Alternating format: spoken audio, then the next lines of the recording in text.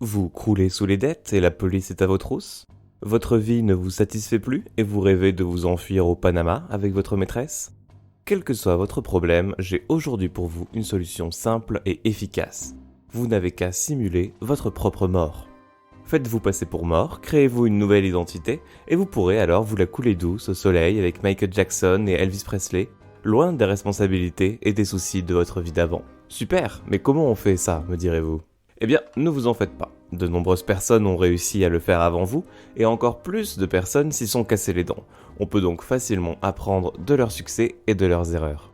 Vous écoutez Crapule, le podcast qui se penche sur les escrocs et arnaqueurs qui ont marqué l'histoire à leur façon, et vous l'aurez compris, l'épisode d'aujourd'hui sera un petit peu différent de d'habitude, car je vous propose un tutoriel complet sur l'art de simuler votre propre mort, et comment devenir immensément riche juste après.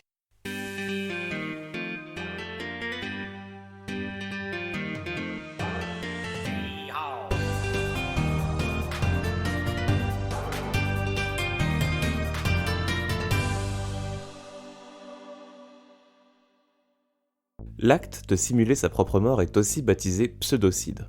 Ça consiste généralement à disparaître tout en laissant derrière soi des éléments indiquant sa mort, comme en laissant sa voiture garée porte ouverte au bord d'une falaise ou ses vêtements soigneusement pliés au bord de la plage. C'est un art qui a d'ailleurs su attirer certaines célébrités comme Ken Casey, l'auteur notamment de Vol au-dessus d'un nid de coucou. Alors qu'il allait être condamné pour possession de LSD, Ken a mis en scène son suicide avant de se planquer pendant 8 mois au Mexique. Il sera finalement arrêté et passera 5 mois en prison. Mais ce n'est pas vraiment un phénomène nouveau. Nous avons des traces de pseudocide remontant jusqu'au XVIIIe siècle. Et évidemment, on ne peut pas vraiment savoir combien de personnes ont réussi à simuler leur mort. On ne connaît que l'histoire de ceux qui se sont fait attraper ou se sont eux-mêmes dénoncés. Toutefois, aux États-Unis, la coalition contre la fraude à l'assurance a commencé à tenir les comptes des personnes simulant leur mort au début des années 90 et a observé plus de 564 cas de fraude à l'assurance vie, soit 23 cas par an. Et ça représente que les Américains qui ont simulé leur mort pour empocher leur police d'assurance vie, et qui se sont fait attraper en cours de route. En vérité, des fausses morts sont déclarées très régulièrement, et suivent d'ailleurs les crises financières. On a pu ainsi observer un pic particulier de pseudocide suite à la crise de 2008. Et d'autant plus que, comme on va le voir, simuler sa mort est aujourd'hui plus facile que jamais. Mais avant de vous expliquer les secrets d'un bon pseudocide, il vous faut d'abord une raison de le faire, et une bonne raison. Le plus souvent, les personnes qui simulent leur mort le font pour échapper à la justice, après s'être rendu compte que la police était sur le point de les attraper. Ça marche aussi avec vos dettes. Si elles deviennent trop hautes, vous n'avez qu'à disparaître mystérieusement durant vos prochaines vacances, et le problème est réglé. Parce que, il faut le dire, les personnes qui simulent leur mort pour échapper à la justice sont plus proches du criminel en col blanc que de la petite frappe. C'est par exemple le cas de Samuel Israel III, financier véreux qui a fait perdre beaucoup d'argent à ses clients via un fonds d'investissement qui était en vérité une pyramide de Ponzi. Ponzi sur lequel on aura l'occasion de revenir. Risquant 20 ans de prison pour ses crimes, il laisse sa voiture sur le pont de Bear Mountain avec une note écrite sur le tableau de bord sur laquelle on pouvait lire « Suicide is painless ». La police trouvera ça un petit peu trop gros pour être vrai et la compagne de Samuel va alors avouer l'avoir aidé dans sa mise en scène. Il sera arrêté quelques mois plus tard et condamné à 22 ans de prison. Mais une autre bonne raison peut être l'argent, tout simplement.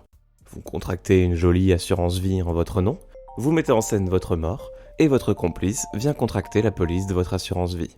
Alors, c'est de la fraude, certes, mais vous pouvez aussi voir ça comme une simple avance. Vous ne pouvez mourir qu'une fois, vous ne faites donc qu'avancer la date à laquelle votre assurance versera votre capital décès. Au-delà de ces deux raisons, pouvant justifier votre pseudocide, si vous êtes dans la catégorie des filous, d'autres personnes simulent leur mort pour fuir une vie qui ne les satisfait pas.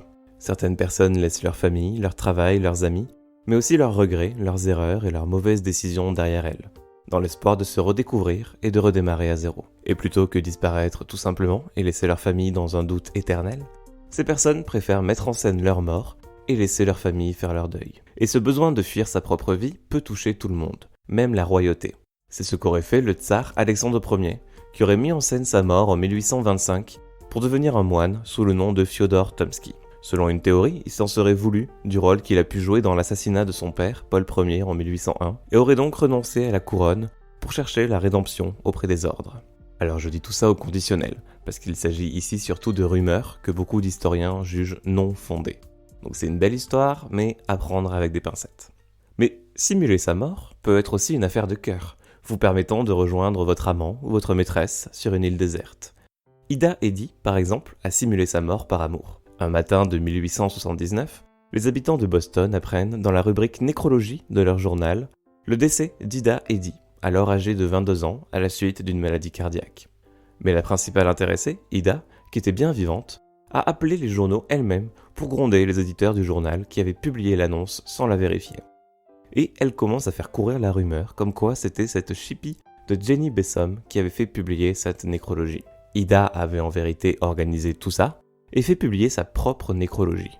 Mais vous comprenez, son petit copain d'alors venait de la quitter pour Jenny Bessom. Elle avait donc imaginé un plan pour retrouver ses affections. Et son plan était à peu près malin. D'un côté, ça permettait de faire éprouver à son ancien amour la souffrance que serait une vie sans elle, tout en faisant porter le chapeau à sa nouvelle copine, la dépeignant comme une personne tout à fait immorale. Mais quand la police a enquêté sur l'affaire, ils ont rapidement conclu que tout cela avait été élaboré dans le but de détruire la réputation de Jenny Bessom. Ida Eddy a fini par avouer et a dû payer une amende de $100. Et on ne sait pas ce jour si la manœuvre lui a au moins permis de récupérer son chéri. Enfin, on notera que ce sont majoritairement des hommes qui mettent en scène leur mort pour des raisons financières ou romantiques. Les histoires de femmes ayant simulé leur mort sont plus rares, ou alors elles sont juste plus fortes et ne se font pas attraper. Et leurs motivations sont souvent pour fuir un conjoint violent ou un harceleur inquiétant. Mais peut-être faites-vous partie de ce club très fermé de personnes qui veulent simuler leur mort car le devoir les appelle. De nombreux espions et agents secrets ont dû mettre en scène leur décès pour pouvoir mener à bien leur mission. C'est aussi le cas du journaliste et écrivain russe Arkady Babchenko qui a fait croire au monde entier à sa mort. Menacé de mort par un sbire du Kremlin, pour ses positions très anti-Poutine, Babchenko était sur le point d'être assassiné. Les services secrets ukrainiens l'ont alors aidé à mettre en scène son assassinat qui a ensuite été très médiatisé. Le mensonge n'a duré que 24 heures, le temps d'interpeller le tueur à gages recruté par les services spéciaux russes, envoyé pour abattre Arkady. Et dès le lendemain, le journaliste tenait une conférence de presse pour annoncer au monde qu'en fait, il était bien vivant. Dans tous les cas, si vous êtes résolu à simuler votre mort, assurez-vous que ce soit pour les bonnes raisons, et pas pour un simple caprice comme l'a fait le Lord Timothy Dexter. Timothy Dexter, c'était un mythomane en puissance, désirant plus que tout se faire intégrer à une haute société anglaise qui pourtant le méprisait en retour. Car si Timothy avait réussi à faire fortune, plus grâce à la chance que par son sens des affaires, il n'était pas issu d'une grande famille, et n'était pas vraiment le couteau le plus affûté du tiroir. Il disait par exemple à qui voulait bien l'entendre que sa femme était morte, bien qu'elle soit toujours en vie, et que la femme qui fréquentait son manoir n'était autre que son fantôme. Et un jour, Timothy a tout bonnement décidé de simuler sa propre mort pour voir comment les gens réagiraient. Environ 3000 personnes ont assisté à sa veillée mortuaire, et quand il a vu que sa femme ne pleurait pas, il a révélé le canular et fait battre sa femme pour ne pas avoir suffisamment pleuré sa mort. Bref, Timothy Dexter, une charmante personne comme on n'en fait plus. Enfin, on notera aussi ce club de foot irlandais, le Ballybrack Football Club, dont un des managers a annoncé le décès d'un de leurs joueurs dans un accident de voiture pour faire repousser un match. Alors que les autres clubs de la ligue se sont mis à porter des bandes noires sur leurs maillots et observer une minute de silence avant les matchs en signe de respect, la ligue est rapidement devenue méfiante lorsqu'elle a appris que le corps du joueur avait déjà été ramené par avion dans son Espagne natale. La ligue a rapidement dévoilé la supercherie et le manager a dû quitter le club, tout plein de honte et de disgrâce. Bon, maintenant que vous savez pourquoi vous voulez simuler votre mort, il reste maintenant à répondre à la grande question, comment est-ce qu'on fait ? Il y a d'abord quelques prérequis avant de se lancer dans le pseudocide game. Être en bonne santé est important, et surtout ne pas être dépendant d'un traitement médical difficile à obtenir. Avoir suffisamment d'argent de côté pour pouvoir vivre au moins 1 an ou 2 vous facilitera également la tâche. Et si vous souhaitez simuler votre mort pour empêcher votre assurance vie, attention à ne pas y avoir apporté de modifications durant les 2 années précédentes, c'est-à-dire la période contestable qui va automatiquement élever des doutes auprès de votre organisme d'assurance. Ensuite vient l'étape la plus dure et pourtant cruciale qui est de mettre en scène votre mort. Pour que ce soit viable, il vaut mieux un scénario où le corps ne peut pas être retrouvé, typiquement la noyade. Bon, sauf que cette méthode a été tellement utilisée que les compagnies d'assurance ne se laissent que rarement duper. Privilégiez alors plutôt une disparition lors d'une longue randonnée, par exemple. Ou alors, si votre sens de la morale est proche du niveau de la mer, vous pouvez simplement attendre la bonne occasion. Un raz-de-marée, une inondation, un séisme, bref, un incident qui cause beaucoup de morts et beaucoup de confusion auprès des autorités qui doivent gérer tout ça. C'est l'occasion parfaite pour ajouter votre mort à la liste. C'est précisément ce qui s'est passé suite au 11 septembre. Alors que le monde entier était effaré face aux attentats et qu'une nation entière pleurait ses morts, certaines personnes y ont vu l'opportunité de disparaître facilement. On comptait alors plus de 6000 rapports de personnes disparues, tandis que le décompte officiel de vies perdues suite aux attentats s'élevait à 2801. Sur les plus de 3000 personnes restantes, au moins 44 étaient liées à des personnes qui étaient soit encore vivantes, soit qui n'existaient pas. Et c'est sans compter les nombreuses personnes qui ont tenté une fraude sans s'être fait attraper. La plupart de ces fraudes n'étaient pas liées à des personnes qui ont voulu simuler leur propre mort, mais plutôt celle d'un proche fictif pour recevoir de l'argent des compagnies d'assurance et des organismes de charité. C'est le cas de Cyril Kendall. Juste après les attaques, Cyril a reporté la mort de son plus jeune enfant, Wilfred, 29 ans, qui était dans une des tours jumelles pour un entretien d'embauche. Cyril a collecté près de 120 000 $ de la part de la Croix-Rouge et 40 000 venant d'autres organismes caritatifs, avant que l'unité en charge des fraudes ne s'intéresse à lui. Les autorités ont alors demandé à Cyril de leur faire parvenir une photo de son fils, ce qu'il fait en leur présentant une photo de lui bien plus jeune, prise dans les années 60 en noir et blanc. Cyril Kendall essayait tout simplement de se faire passer pour son propre fils inexistant. Anecdote qui a dû bien faire rire ses camarades de prison, dans laquelle il a fini, bien évidemment. Et des histoires comme ça, il y en a eu malheureusement beaucoup. Mais parmi toutes ces morts inventées, Stephen Long est la seule personne à avoir reporté sa propre mort durant les attentats. Il venait de s'inventer une vie de trader indépendant chez Cantor Fitzgerald, disparu depuis les attaques. Enfin, c'est ce qu'il a lui-même raconté quand il s'est fait passer pour ses deux frères fictifs, Jeffrey et William Long, dans une tentative de se procurer un certificat de décès. Le vrai Stephen avait eu quelques déboires avec la justice et a vu dans le 11 septembre l'occasion de vider son casier et de démarrer une nouvelle vie sous une nouvelle identité. Mais en février 2002, 5 mois après sa mort, Stephen est arrêté et condamné à 4 ans de prison. Si vous avez le sens du détail, vous pouvez sinon essayer de vous trouver une doublure, un cadavre à faire passer pour le vôtre. Si vous essayez d'encaisser une police d'assurance vie et que vous êtes pressé, il vous faudra ce cadavre. Car sans lui, la plupart des compagnies d'assurance attendront 7 ans avant de verser l'indemnité. Et pour ça, vous n'avez qu'à faire comme Héctor Mendoza, businessman américain originaire des Philippines. En 2001, dans un hôtel de Manille, lors d'une soirée jeu d'argent, une dispute a lieu et Héctor se fait poignarder. Il saigne jusqu'à en mourir, son corps est amené à la morgue locale. Sa femme prend l'avion depuis Los Angeles pour identifier son cadavre. Elle organise ensuite l'enterrement, le corps est incinéré et envoyé aux États-Unis dans la journée. Et le soir même, Madame Mendoza retrouve son mari pour un dîner dans un restaurant chic de Manille. Alors quelqu'un est bien mort ce jour-là, mais c'était pas Héctor Mendoza. Ce qui s'est passé ce soir-là, c'est le fruit d'un plan bien huilé, organisé longtemps à l'avance pour récupérer l'argent de son assurance vie. Héctor et sa femme ont simplement attendu qu'un homme local meure de violence, à un âge pas trop vieux, et dont la description devait correspondre au physique de Mendoza. Même âge, même poids, même couleur de cheveux, etc.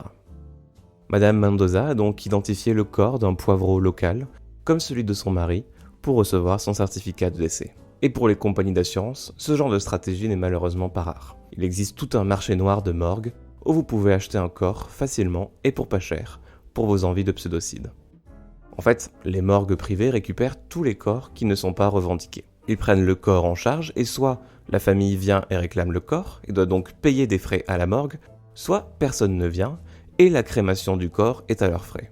Donc en allant dans une morgue pour réclamer un corps dont personne n'a voulu jusque-là, vous rendez en vérité un fier service à la morgue.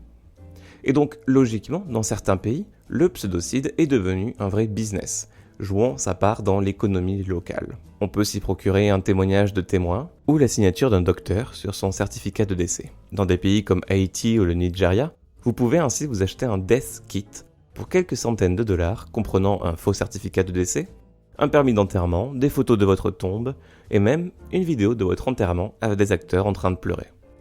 Et pour simuler sa mort avec faux papiers et faux cadavres, il vous faudrait compter une enveloppe de 5000 $ aux Philippines. Éventuellement, quand les détectives envoyés par la compagnie d'assurance d'Héctor Mendoza se sont rendus aux Philippines pour enquêter sur sa mort, ils ont vite pu démasquer la supercherie. Tout simplement parce que tous ses complices, y compris sa femme, en avaient marre d'Héctor, qui était une personne relativement peu sympathique. Ses complices n'ont donc pas hésité à leur amener Héctor vivant en échange de 10 000 $. Vous l'aurez compris, bien choisir ses complices est tout aussi important, et soyez leur reconnaissants. Après tout, vous leur devez la mort. Bon, maintenant, que vous soyez noyé ou assassiné aux Philippines, c'est bon. Vous venez de mettre fin à votre vie d'avant et êtes officiellement déclaré comme mort. Il est temps maintenant de vous consacrer à l'après, votre vie après la mort. Et s'il y a une personne qui peut vous donner des conseils sur ce sujet, c'est John Darwin. Le 21 mars 2002, John Darwin est porté disparu en mer du Nord. aperçu pour la dernière fois à bord de son canoë au large de Seaton Carew, au nord-est de l'Angleterre. Un hélicoptère et 5 bateaux de sauvetage sont lancés à sa recherche, mais ne retrouveront que sa pagaie et son canoë rouge à la dérive. Et je pense que vu le fil rouge de l'épisode, vous l'aurez déjà compris, John n'était pas en train de couler au fond de la mer, mais plutôt occupé à se la couler douce sur une plage un peu plus loin. Avant d'alerter les secours, Anne Darwin, la femme de John, l'a récupéré sur une plage déserte pour le conduire jusqu'à la région isolée de Lake District, où John allait commencer sa nouvelle vie. Pendant que les autorités enquêtent sur la disparition de John et que sa femme joue l'épouse inconsolable auprès des médias, il campe clandestinement sur la côte de Silos pendant près de 2 mois, se nourrissant d'haricots en conserve et de barres de céréales. Auprès des quelques passants qu'il croisait, il se faisait passer alors pour un ornithologue qui campait ici pour observer les oiseaux. Pour communiquer avec sa femme pendant cette période, il l'appelait via une cabine téléphonique et prenait toujours une voix plus grave, se faisant passer pour un locataire potentiel, au cas où la police était près de sa femme. Cette période lui a aussi permis d'entamer sa transformation physique. Il laisse pousser sa barbe, perd beaucoup de poids, se met à boiter et s'achète une paire de lunettes à verre teinté. Si bien que 2 mois plus tard, quand sa femme revient le chercher, elle ne le reconnaît même plus. John Darwin réintègre ainsi le domicile conjugal en toute discrétion. Dans leur grande maison, face à la mer, le couple aménage une pièce secrète qui permet au mari de disparaître quand il y a de la visite. John, à la base, il était gardien de prison. Anne, réceptionniste dans un cabinet médical. Ils ont des revenus modestes, mais John rêve plus grand. Il se met alors à acheter de nombreuses propriétés que le couple met en location, multiplie les emprunts et peu à peu croule sous les dettes. Il ne leur restait donc qu'à simuler le décès de John pour que Anne puisse empocher l'argent de son assurance vie. Et le 10 avril 2003, un peu plus d'1 an après sa disparition, un magistrat délivre finalement un acte de décès concluant à la mort de John, permettant à Anne d'empocher les 250 000 livres sterling de l'assurance vie. Pendant ce temps, John se fabrique une nouvelle identité en se procurant l'acte de naissance d'un enfant décédé en 1950, John Jones. Comme lui, il est né la même année et surtout il partage le même prénom, ce qui facilitera grandement son quotidien. Sa réincarnation en John Jones lui permet d'obtenir un passeport, de voyager à l'étranger et de déménager avec sa femme au Panama, pays qui, en plus d'avoir un climat des plus cléments, est aussi un paradis fiscal et sans traité d'extradition avec le Royaume-Uni. Le couple s'achète un appartement au Panama qu'il transforme en B&B et y mène la belle vie pendant plusieurs années. Mais le 1er décembre 2007, John Darwin rentre finalement du Panama pour se rendre aux autorités. Après avoir très brièvement tenté de jouer la carte de l'amnésie, John finit par tout avouer. Selon lui, il avait envie de retrouver une vie normale et n'avait jamais envisagé sa fausse mort comme un plan sur le long terme. Sa femme aussi est arrêtée dans la foulée. John a été condamné pour 6 ans de prison, dont il en a servi 3.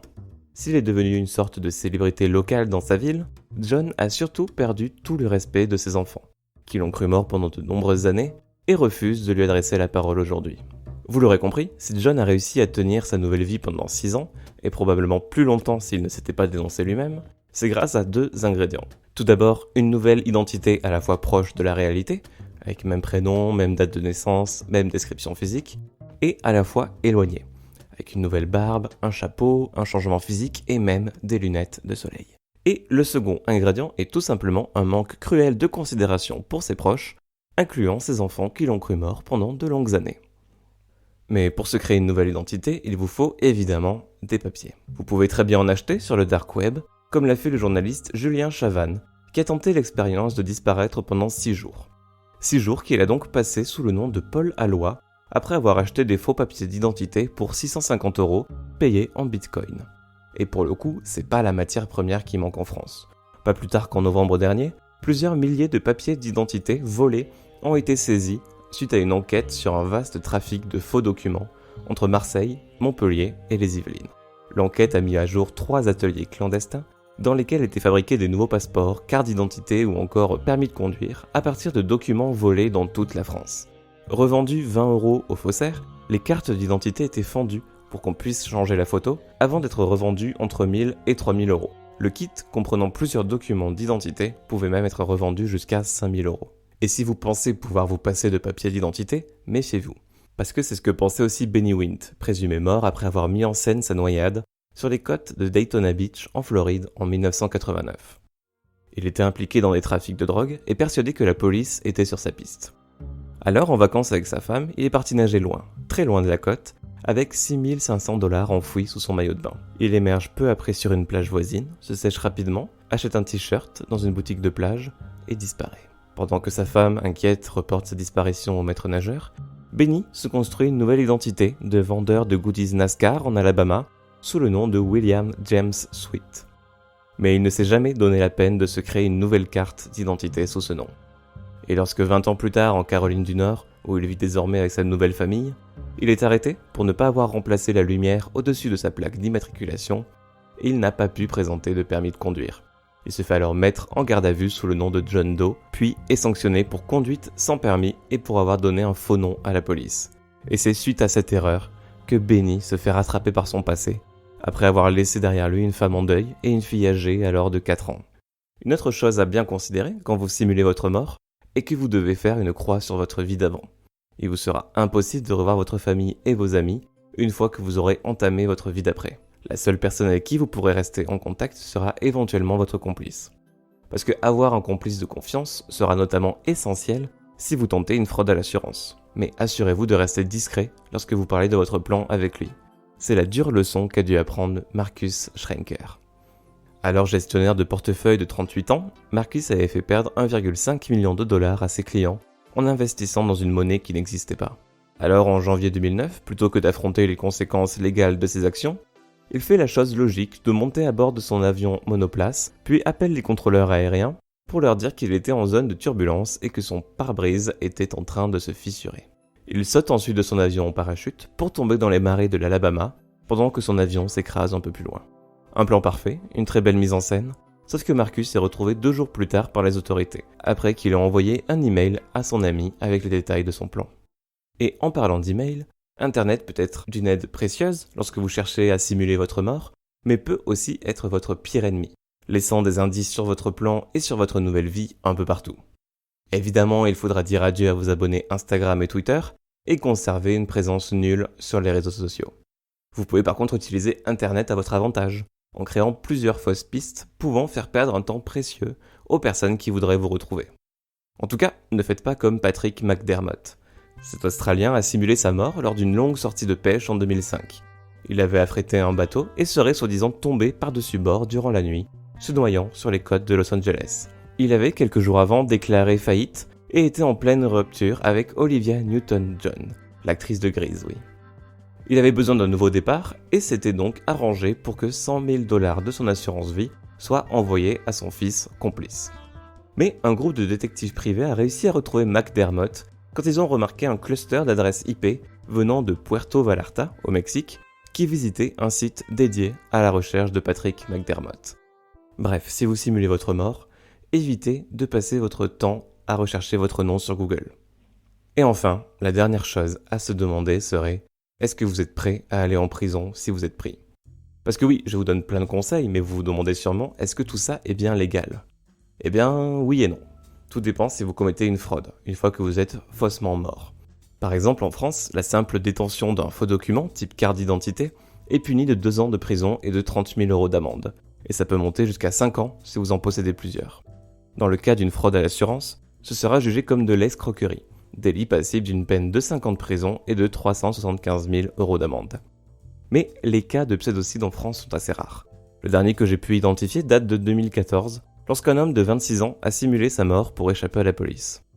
Récemment sorti de prison pour escroquerie et abus de faiblesse dans des affaires de vente de panneaux solaires frauduleuses, il venait à nouveau de recevoir une convocation de la justice pour purger une peine de prison de 5 ans pour escroquerie. Peu enclin à l'idée de retourner en prison, il vole tous les papiers d'un de ses proches, incluant un certificat original de naissance, nécessaire pour remplacer auprès des administrations l'ensemble des documents officiels déclarés comme perdus.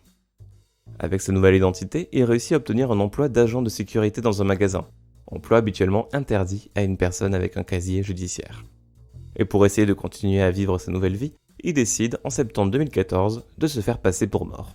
Il publie son avis de décès dans les pages locales de Ouest France, dans l'Orne, mais quand sa grand-mère cherche une confirmation de sa mort auprès des pompes funèbres, le voleur d'identité est démasqué. L'homme est retrouvé et sera condamné à 2 ans de prison supplémentaire. Mais les fraudes à l'assurance vie prennent parfois la forme de cas complexes à résoudre pour la justice. Si vous simulez votre mort à l'étranger et tentez de réclamer votre assurance vie, Le crime que vous commettez est sous la juridiction du pays de votre compagnie d'assurance. Alors, pour faciliter ça, les compagnies d'assurance vont prendre les choses en main directement. Dès qu'elles détectent un cas suspect, comme une noyade sans aucun corps retrouvé ou une mort aux Philippines, les agences font appel à des détectives privés, chargés de prouver que la personne est bien en vie. Une fois que les assurances obtiennent une preuve que vous êtes bien vivant, elles vont alors rejeter la demande de votre complice, sans verser l'argent, puis s'arrêter là, sans déposer de plainte à votre encontre. Ce phénomène est surtout présent aux États-Unis. Lorsque j'ai contacté quelques agences de détectives privées françaises pour leur demander si elles avaient été confrontées à ce type de cas, certaines m'ont répondu que malgré toutes les choses bizarres qu'elles ont pu voir au cours de leur carrière, elles n'ont jamais été confrontées à cela, en raison d'un système français un peu plus strict que celui des Américains. Toutefois, il existe des situations où simuler votre mort peut être considéré comme légal, dès lors que vous ne produisez aucun faux document ou ne tentez pas de frauder. C'est d'ailleurs légalement plutôt simple de disparaître volontairement lorsqu'on est un majeur français. Dès lors que nous ne sommes pas condamnés par la justice à rester sur le territoire français, nous sommes libres de partir du jour au lendemain sans donner d'explication. En effet, chacun peut décider de disparaître pour partir où il le souhaite. C'est la liberté d'aller et venir. Vos proches, votre famille, peuvent alors s'adresser au juge des tutelles pour constater une présomption d'absence. Et au bout de 10 ans de ce régime de présomption d'absence, la personne présumée absente sera déclarée officiellement absente par le tribunal de grande instance. Cette personne est alors réputée décédée, sa succession est ouverte et son mariage ou pax est dissous. C'est ce qui illustre d'ailleurs l'histoire de Petra Pacitka. Cette ingénieure allemande a réussi à se faire passer pour morte pendant plus de 30 ans. Âgée de 24 ans, elle disparaît sans laisser de traces en 1984 et sera alors présumée morte un an plus tard. Puis, 30 ans plus tard, alors âgée de 55 ans, Petra revient à la vie quand elle alerte la police d'un cambriolage qui a eu lieu dans sa maison à Düsseldorf. Quand la police demande son identité, elle se présente d'abord comme Madame Schneider, mais ne peut présenter aucun papier officiel. Elle avait en effet passé les 30 dernières années à migrer de ville en ville, sans jamais avoir de pièce d'identité ou de compte en banque, en payant tout en liquide. Elle a déclaré à la police qu'elle voulait surtout fuir sa famille. Et comme elle n'avait commis aucun crime, elle n'a jamais été condamnée à quoi que ce soit. Elle a simplement dû faire changer son statut auprès des autorités allemandes pour leur signaler qu'elle était bien vivante. Vous l'aurez compris, simuler sa mort implique de mentir à de nombreuses personnes, incluant les autorités, et vous fait donc enfreindre la loi et vous rend condamnable. Disparaître en revanche est tout à fait légal, et évidemment, un marché s'est construit autour de la disparition volontaire. Aux États-Unis, de nombreux experts, généralement d'anciens détectives ou skip tracers, terme désignant les indépendants spécialisés dans la recherche de personnes disparues, aident aujourd'hui les particuliers à organiser leur propre disparition, tout en laissant le moins de traces possibles derrière eux. Ces experts vont apprendre alors à leurs clients à mener leur nouvelle vie, tout en créant autour d'eux de nombreuses fausses pistes pour compliquer la tâche à ceux qui voudraient les retrouver. C'est un phénomène encore plus présent au Japon, où 90 000 personnes choisissent chaque année de disparaître. Surnommés les évaporés, ces personnes disparaissent pour fuir des dettes trop importantes ou des mariages malheureux, et se tournent vers des agences qui les aident dans ce processus. Ces agences, appelées les déménageurs de nuit, aident les personnes qui veulent disparaître à se retirer discrètement de leur vie et peuvent les héberger dans des lieux secrets. Ce phénomène n'est pas nouveau, ça remonte jusqu'aux années 60, où le taux de divorce était très faible au Japon, si bien que certaines personnes jugeaient qu'il était plus facile de disparaître plutôt que de passer par une procédure de divorce formelle et compliquée. Évidemment, disparaître n'est que rarement la bonne solution, et simuler sa mort encore moins. Les séquelles psychologiques sont nombreuses, autant du côté de la personne qui disparaît qu'auprès des personnes qu'elle laisse derrière. Et si un jour l'envie de disparaître vous vient, le mieux reste d'en parler autour de vous et de vous faire accompagner par un professionnel compétent. Et c'est sur cette note un peu plus sérieuse que se termine notre épisode d'aujourd'hui. Si le sujet des pseudocides vous intéresse, je vous invite chaudement à lire Playing Dead de la journaliste Elizabeth Greenwood. Malheureusement disponible qu'en anglais, c'est un livre très intéressant qui m'a beaucoup aidé pour écrire cet épisode. La journaliste y fait vraiment le tour de la question des pseudocides en allant à la rencontre des personnes qui ont mis en scène leur mort, mais aussi à la rencontre des personnes qui ont été laissées derrière. Elizabeth Greenwood est même allée jusqu'à se procurer son propre certificat de décès aux Philippines, dans un process qu'elle décrit très bien dans son livre. Si cet épisode vous a plu, n'hésitez pas à le partager autour de vous, mettre des étoiles sur les réseaux de podcast. Vous pouvez retrouver Crapule sur Twitter, où je parle un peu de l'actu du podcast et des différents sujets que j'aborde. Et merci d'avoir écouté jusqu'ici, et je n'ai plus qu'à vous dire à très bientôt pour un prochain épisode.